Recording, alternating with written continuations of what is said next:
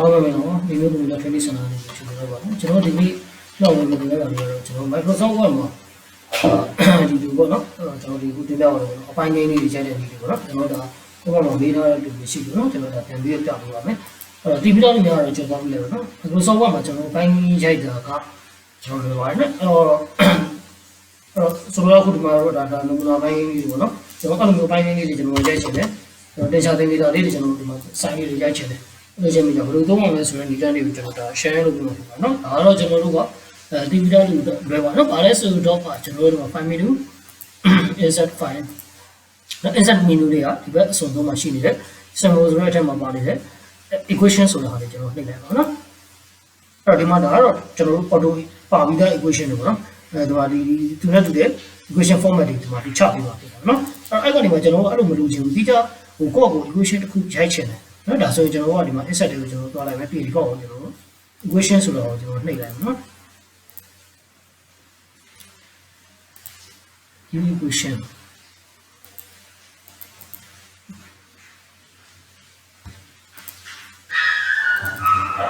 ကျွန်တော်သူ့ကိုဒီမှာ equation ဆိုတာဟာကျွန်တော်တို့တွားလိုက်နော်အဲ့သူ့ကျွန်တော်တို့ပြင်လို့ရနော်အားလုံးကျွန်တော်တို့ always လို့လုပ်ပြီးတော့ကျွန်တော်ဘယ်လိုပြင်နေတာလဲဟိုကိုပြန်ပြီးတော့ရေးချင်တယ်ဒါအစင်တိုင်းလေးကိုနော်ဒါပြီးရင်ဘာလုပ်ထားလဲဆိုတဲ့ဟာကိုသူကတစ်ခုချင်းပြန် definition ဟိုပြန်ရှင်းပြထားတာနော်ကျွန်တော်အဲ့ဒါတွေမလုပ်ပါနော်အဓိကကျွန်တော်တို့ကဟို equation အသက်ရိုက်ချင်နော်အဲ့တော့ဘယ်လိုဒီလိုမျိုးအပေါ်မှာရှိနေတဲ့ကျွန်တော် equation လေးတွေကိုကျွန်တော်ရိုက်ချင်တယ်ရအောင်နော်ကျွန်တော်ဒီမှာလက်ရှိsymbol ရနေကျွန်တော်တော့လိုက်မယ်တော့လို့ရှိရင် insert new equation ဆိုပြီးတော့ကျွန်တော်တို့ပြီးလိုက်ပြီးတော့ကျွန်တော်တို့ရိုင်းမဲ့ equation frame လေးတစ်ခုအတိုင်းကိုကျွန်တော်တို့ကဒီမှာဟိုဘာမှကျွန်တော်တို့ design မှာကျွန်တော် equation ရိုက်ပြီးလို့ရပါနော်ကိုကြတဲ့ equation ကျွန်တော်တို့ဒီမှာရိုက်လို့ရတယ်တော့ဒီမှာဘယ်လိုရိုက်မှာလဲအဲ့ဒီမှာ insert ပေးလိုက်တာ ਨੇ ဒီမှာလက်ရှိလူချင်းမလို့ဒီမှာပါပေးမှာဟို equation operator နေတော့မှာလားဟုတ်လားနော်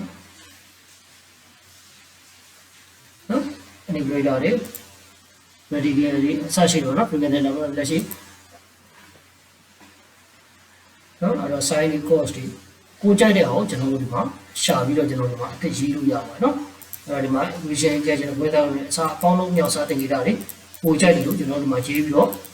ဟာလားတက်လို့ရပါနော်အဲ့တော့ဒီဘောကတော့ original ပါပြီး equation တွေလည်းယူသုံးလို့ရတယ်လို့ကိုကမဟုတ်ဘူးကျွန်တော် alpha တွေ theta တွေအစရှိတယ်နော်ဒီမှာလည်းနော်ကျွန်တော်ကိုကြိုက်လို့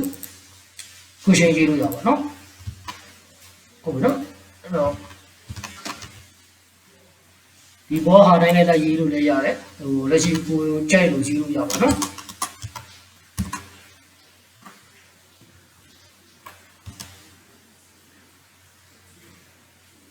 ဟိုကကျွန်တော်0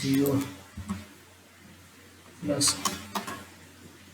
နော်အဲ့တော့ကျွန်တော်ဒီ equation ကြီးကျွန်တော်ကဒီနေရာမှာရိုက်ချင်တယ်ကျွန်တော်ပြတယ်ကျွန်တော် insert တွေကိုသွားလိုက်မယ်အဲ့ဒါဆိုရင်ဒီမှာလက်ရှိဒီ equation ကြီးကျွန်တော်ဒီမှာဟုတ်လားဒီတိုင်းကျွန်တော်ရိုက်ချင်တယ်ဟမ်နော်အပေါ်ရဲ့အောက်လေးကိုတင်ကြည့်တယ်ဟုတ်လားဘီးမတင်ဘူးနော်အဲ့တော့ကျွန်တော်အပေါ်ရဲ့ဟောရဲ့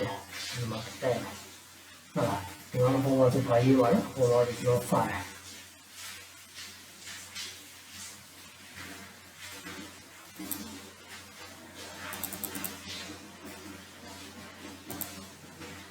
အောင်ပါဆိုn is equal to 1ဒါကျွန်တော်တို့ရရိုက်ပါနော်ဒီကျွန်တော်ကိုယ်စား sorry ဒါဒီလိုပါကိုယ်စားဒီတော့ကြီးတော့နော် a n နော် n ကအသေးသွားကြတယ်ပြောတဲ့အတွက်ကျွန်တော်ဒီမှာဟိုလည်းမှာဟိုဒီလေးအောက်ဆင်းပြီးလိုက်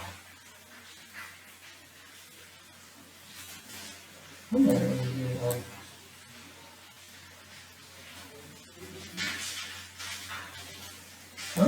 ကိုကြိုက်လို့ရေးလို့ရပါနော်ကျွန်တော်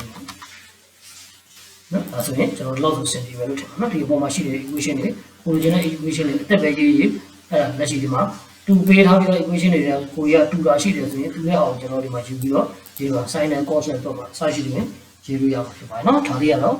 equation ရေးနေတဲ့ပတ်သက်လို့ပါနော်နောက်တစ်ခုကကျွန်တော်ဟိုဒီမှာပဲတစ်ခါလေးကြားရအောင်နော်ဒီကောင်လေးတူပဲပေါ့နော်လက်စားအဲ့တော့ဒီမှာပါလဲဆိုကျွန်တော်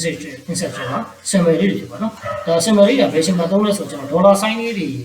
အဲ့ဒီခါလေးကျလို့ရှိရင်ကျွန်တော်တို့က Kaiser Max ကနေပြီးတော့ကျွန်တော်ယူခဲ့ဟာလေးတွေပေါ့နော် Kaiser Max ကနေကျွန်တော်ယူသုံးရဟာလေးရှိအများလေးတွေယူသွားလို့နော် ကြောက်ရကျွန်တော်တို့က123ဒေါ်လာဆိုင်လေးကျွန်တော်ဒီရှစ်ဒေါ်လာဆိုင်လေး3ရယ်နော်ဒေါ်လာဆိုင်လေးတော့ဟို exam မှာလို့ကျွန်တော်တို့သုံးလို့စင်မပြေနော်အဲ့တော့ဒီမှာကျွန်တော်ဗာလဲဆိုတော့ကျွန်တော်ဒီမှာ symbol လေးကျွန်တော်တော့လိုက်တာဂျူရိုဒီရှစ်မှာကျွန်တော်ဒေါ်လာဆိုင်လေးထည့်ချင်တယ်အဲ့ဒါဒီမှာလက်ရှိအဲ့ဒါကိုကြိုက်လို့ကျွန်တော်တို့ဒီမှာ euro ပဲထည့်တယ်နော် symbol အဲ့ဒါတော့ကျွန်တော် symbol ရှာလိုက်လို့ရတယ်အဲ့ဒါ euro ကိုထည့်မှာလားကြိုက်လို့ထည့်လို့ရတယ်နော်ဟုတ်နော်ကျွန်တော်ဒီမှာဟိုဘယ်လို sign တင်ခဲ့တာလေးထည့်ချင်တာလဲမြားလေးဒီလိုလေးမြားလေးထိုးတာလုပ်ချင်တာလားအစရှိတယ်လို့နော်ဒါမှမဟုတ်လည်း euro တင်ခဲ့တာထည့်ချင်တာလားရှိပါinsert sorry တော့ကျွန်တော်ဒါနော် insert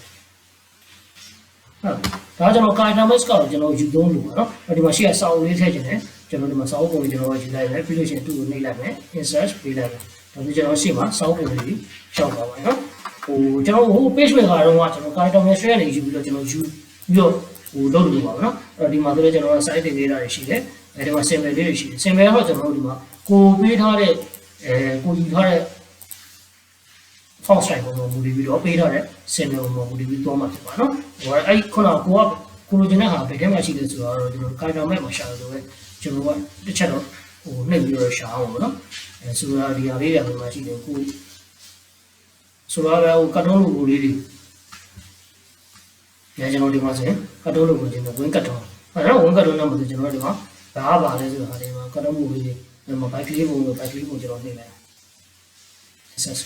ဒါဆိုကျွန်တော်ဘိုင်လေးပုံလေးထွက်လာပြီနော်ဟုတ်ပြီနော်အဲ့တော့တမိဘောတော့ခေါင်းလေးလိုကျင်တယ်တမိဘောတော့ခေါင်းလေးကျွန်တော်ရပါမယ်နော်ဒါကျွန်တော်တို့ကဟို